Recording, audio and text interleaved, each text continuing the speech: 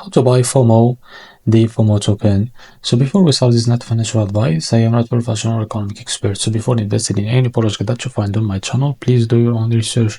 Now, first of all, make sure to take a look on the X account. As you can see, they have a big community there. Now, to buy this token is by opening it on CoinMarketCap.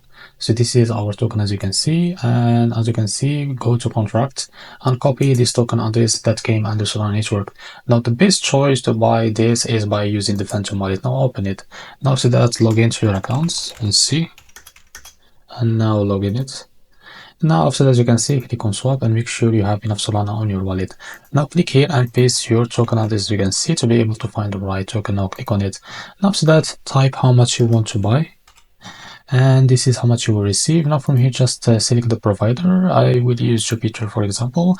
Make sure to read all of this information, and also click on stop. They will redirect you to Jupiter provider to complete the buy process. If you face any issue on your buy process, just go back and switch between this in slippage to be able to complete the buy process without any issue. So this is how to buy the FOMO token. If you found this video helpful, please like and subscribe. See you in the next video.